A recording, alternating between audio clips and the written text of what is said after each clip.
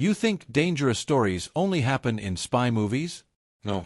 The real suspense starts when you're standing at a lonely gas station, and your carefully constructed double life is suddenly invaded by a terrified woman. That's exactly what happened to me on a cold evening in a small town off Route 66. I'm Daniel Brooks, a man in his mid-30s. Most people just see the old but well-maintained Ford truck, the work boots, and the tired guy with broad shoulders pumping gas. They don't know that beneath his calm exterior, Daniel lived a double life. I quietly work undercover with law enforcement to dismantle organized crime networks that thrived in quiet American towns. I'm a single father raising my young son. I'm used to seeing troubled faces at roadside stops, but this night was different. As I stepped out to refuel, my sharp eyes caught the faint sound of sobbing. I turned and saw a young woman sitting on the curb. She was hunched over, shivering, trying to shield herself from the bitter wind. She had simple yet expensive clothes, but her long, tangled dark hair and eyes red from crying told a story of someone far removed from comfort. But here's what hit me. What caught my attention most was the unmistakable curve of her stomach. She was pregnant, vulnerable, and completely alone at a gas station in the middle of nowhere. My instincts kicked in, not just as an undercover agent, but as a father. I approached her slowly so as not to frighten her. I needed to be calm. "Hey, are you all right?" The girl startled at first, quickly wiping her tears.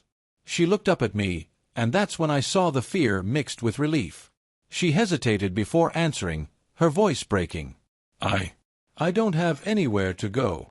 I crouched down, lowering my tone. "It's freezing out here. Do you want me to call someone for you?" She shook her head firmly, her lips quivering. "There's no one to call. My training told me to keep a distance. Strangers could be unpredictable, especially when they were hiding something.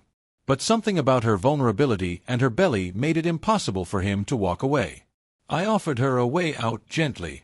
"I don't live far from here. I have a safe place, and my little boy would love some company.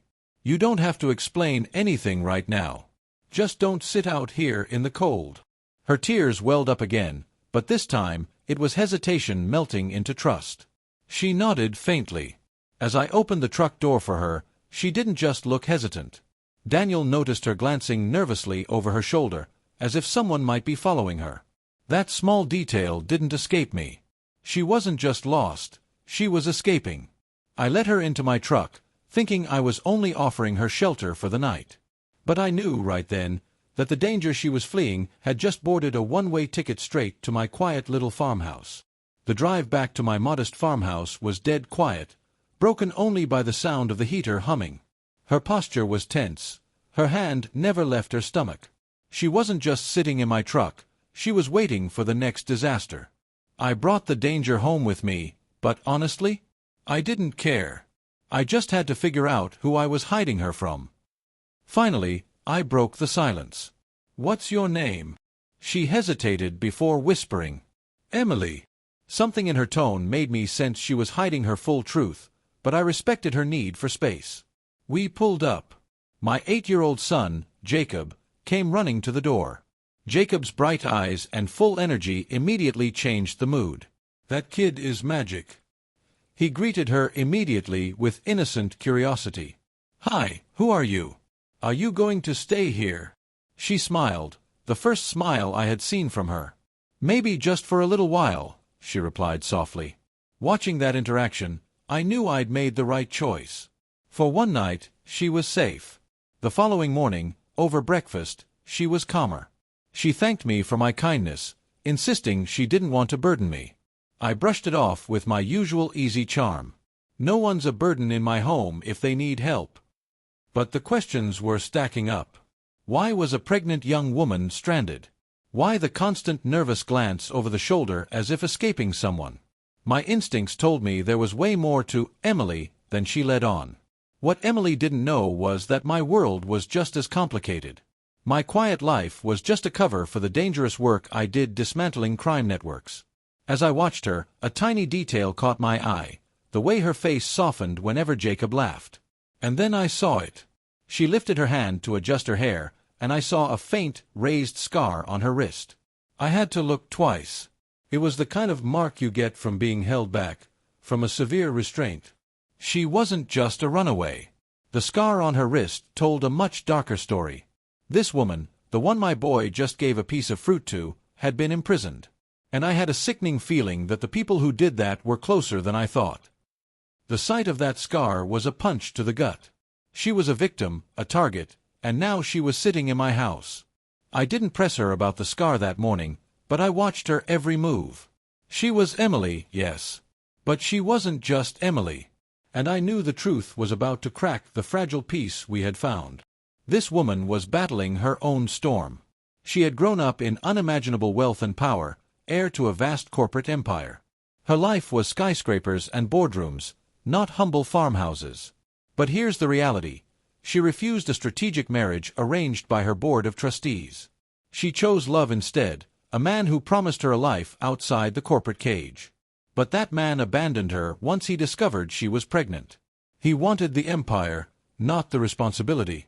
Her pride kept her silent, hiding her full truth. She wasn't just Emily. She was Emily Carter, one of the youngest CEOs in New York City before scandal and betrayal stripped everything from her. By nightfall, I was on the porch, thinking about the crossroads my life had reached. Emily stepped outside, wrapped in a blanket, and for the first time, she spoke with a kind of vulnerability. "You don't even know me, yet you helped me." Why? I fixed my eyes on the dark horizon. Because once I needed help, too, and someone gave it without asking for anything in return. Her eyes shimmered with unshed tears. She wanted to tell me the full truth, but the fear was too great. But then, she glanced down the road. I followed her gaze. A strange black sedan with tinted windows had driven past the end of my property, slowly, too slowly for a simple passing car. She stood there, ready to confess, but the truth was already out of my hands. Someone was looking for her. And now they knew exactly where to find her. And me. We were exposed. The black sedan was the final piece of evidence I needed. That wasn't a random car, it was a spotter. I brought her inside immediately. The game was over. I couldn't pretend to be just Daniel Brooks, single father, anymore. The woman in my kitchen was Emily Carter, CEO, and her corporate enemies were about to become my problems. I went straight to my laptop, the secure machine I used for my operations. I pulled up intelligence data on the city's crime networks. I tried to talk to her gently. "I need you to be honest with me, Emily. Whoever is looking for you isn't going to stop at my fence. This isn't just about you anymore." She was still hesitant. "If you knew who I really was. If you knew what they control." I looked at her, calmly. "I know enough about control. I'm an undercover agent. My life here is a cover. Now, tell me who they are, so I can protect my son." That hit her. She finally broke. She told me about the corporate empire, the board, the forced marriage, and the man who abandoned her. She named the parent company that controlled the trustees. I typed the name of the parent company into my classified search engine. It was a massive financial holding, and it had deep, dark ties to the organized crime network I was currently trying to dismantle. The organization I was tracking was being funded and shielded by this corporation. The information hit me like a train. The crime boss I was chasing, the one hiding in plain sight in these quiet towns, was not just related to Emily's company. He was the chairman of the board that had cast her out. It wasn't two separate dangers, it was one. Emily's corporate enemies and my criminal targets were the same damn people. I hadn't saved a runaway CEO. I had accidentally given shelter to the most wanted witness in my biggest investigation. And now, my partner's face showed up on my screen, under the file name, Key Operative, Target Corporation. My partner. He was supposed to be watching the crime boss. But the crime boss was the chairman of the board, and now my partner's name was flagged as a key operative for their side. I was alone. The black sedan was the least of my problems. I had a target on my back, a CEO in my kitchen, and a snake I once trusted in the field. I immediately initiated full lockdown mode on the farmhouse. I couldn't trust the police. The corruption was too high. Emily, now knowing my identity, became a brilliant asset.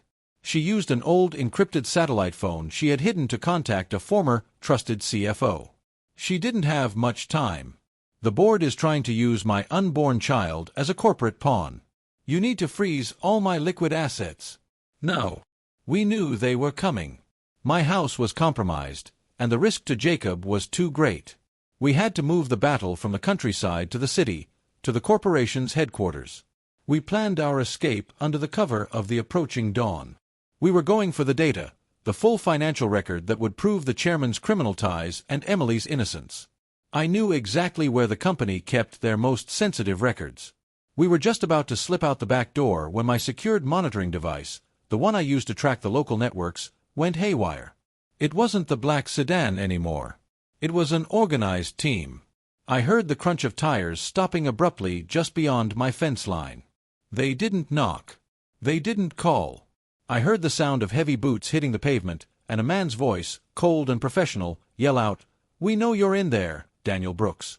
Bring the girl out, and maybe we let the boy live." They knew my name. They knew Jacob. The professional tone of the threat was terrifying. We didn't run to hide.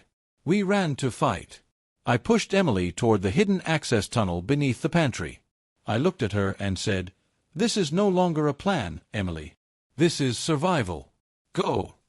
I grabbed my go-bag, the bare essentials for a quick and brutal fight. I got Jacob securely into his designated safe room and locked it down. He was scared, but he was a brave kid. The attackers broke the back door down. They were tactical, fast, and clearly ex-military. I played the role of the desperate single father first, trying to buy time, but they weren't interested in talk. The fight was short and brutal. I used my undercover training, targeting weaknesses, not engaging in a long shootout. I managed to subdue the two lead men. I checked the identification on the downed men. They weren't hired thugs. They were the security detail for the chairman of the board. But I recognized one of them, his face, his style, the way he moved. He wasn't just a corporate security guard. He was the brother of the crime boss I'd put away 3 years ago in a botched operation. The same operation that led to my retirement as a single dad. He looked up at me, spitting blood. "Your son is the target, Brooks. Not the girl. We found out about your undercover work, and we used her to lure you out. The chairman wants revenge." The realization hit me. Emily was the bait. My son was the true target. I had dragged her into my old vendetta, not the other way around. I looked down at the injured man, and realized the chairman wasn't just punishing me for the past. He was actively using his corporate power to destroy my future. My son was the target. The chairman had orchestrated the entire gas station scene, a perfect trap using a vulnerable woman. I helped Emily out of the access tunnel. I was shaking, not from the fight, but from the guilt. I looked at her and said, "I need you to understand. I am the reason you were found. I am the target." Emily looked at the bodies on the floor. She saw the truth in my eyes. And that's when she showed her true strength. "I don't care," she said, her voice firm. "We're not running anymore. We have a common enemy. The chairman used my corporation's money to lure you out, and he used my betrayal to fund his crimes. We fight him on his territory. The plan. Our only option now was to go straight to the corporate HQ's data center. We needed solid proof of the chairman's criminal connection to the board. Without it, he'd walk free, and we'd be silenced forever. We stole one of the attackers' unmarked vans and started driving towards the city. Emily, using her deep knowledge of the company's internal security, guided us toward a weak point in the building's defenses. We were parked a block away from the gleaming, towering HQ of the corporation, the heart of the conspiracy. I looked at Emily, strapped in with her pregnant belly, her eyes sharp and determined. I knew this was the point of no return. I took the knife out of my boot. I looked at the building, and then at Emily. I knew we were entering a fortress. But just as I put my hand on the door handle, I heard a quiet ping. It was a text message on the phone I had taken from the downed attacker. It was from my former partner. It read, "I'm sorry, Daniel. You should have stayed dead. The data center is a kill zone. I'll be waiting." My old partner was waiting inside. The data center was a kill zone. There was no turning back. We knew the risk. I looked at Emily, and she just nodded. "Let's go, Brooks. We have a child to protect." The fear was gone. She was ready for war. Using Emily's knowledge of the blueprints, we slipped through the dark, cold hallways. We found the server room, a steel tomb humming with critical data. We got to work fast. Emily bypassed the digital locks with incredible speed, while I watched the door. She found the crucial ledger, the file that tied the chairman's criminal empire directly to all the corporate money. Just as the download was about to complete, the door burst open. The ambush. There stood my former partner, alongside the chairman of the board, a cold-eyed monster who looked like a clean CEO, but was really a crime boss. The chairman smiled. "Brooks, we finally got you. The biggest failure of my company's undercover operation." Then the ultimate moment of betrayal. My former partner stepped forward. He wasn't just working for them. He was the man Emily loved, and the father of her child. He looked at Emily with total disdain. "I'm sorry, Emily. The corporate empire was worth more than a child. You and Brooks were just a distraction." The betrayal hit Emily harder than any bullet. Her child's father was the one who set her up. This wasn't about money for him, it was pure, calculated evil. The download completed. The file was on my secure flash drive. I tossed the drive to Emily and threw a piece of equipment into the server rack. Sparks flew, and the room went black. As the lights flickered back on, the chairman rushed for Emily. I saw her look at the flash drive, her face set with determination. Then, my former partner, the child's father, grabbed Emily's arm, trying to drag her out of the room. I had the evidence. They had Emily. In that dark, smoking room, I had to choose, the drive or the escape. I didn't choose the evidence. I chose the person. I lunged forward, not for the drive, but for Emily and her attacker. I didn't choose the evidence. I chose the person. The former partner was strong, but I was fighting for my son's safety, and for this woman who trusted me. I hit him hard. The fight was over quickly. The chairman, a coward at heart, fled when he saw the chaos. The former partner was subdued. Emily and I ran. We had the evidence, and we had each other. We called the authorities, my trusted contacts, the few who were clean. We sent the data from a secure, anonymous location. The corporate empire crumbled. The chairman and the corrupt board members were arrested on multiple counts of fraud and organized crime. Emily Cotter's name was cleared. She regained control, not of the corporate empire, but of her own life. A week later, we were back at the farmhouse. Emily had the power to return to her skyscraper, but she didn't. I had the power to return to the agency, but I didn't. We both made a choice. We chose the quiet life, the grit, and the honesty of the farmhouse. We chose Jacob. I resigned from my undercover work. Emily decided to raise her child far away from the city that betrayed her. We were sitting on the porch again, watching Jacob play. She looked at me, giving me a soft, knowing look. "I know you risked your life for me, Daniel. But tell me the truth. Why did you really stop that night at the gas station? Was it the father in you, or the agent?" I smiled. I looked directly at the audience, as if sharing a final secret. It was neither. It was because the chairman, during one of his rare, arrogant security briefings, had once boasted that the single most predictable people on Earth were undercover agents pretending to be single fathers.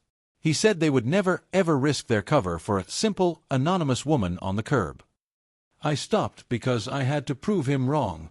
So, that's the story of how a fake father and a pregnant CEO became a real family. We fixed the world, or at least our corner of it. But sometimes, when the wind blows just right, I still hear the crunch of tires outside the farm. And I look at Emily, and she looks at me. We know the corporate world is huge, and its memory is long. We are safe. For now. And that is where the real suspense always begins.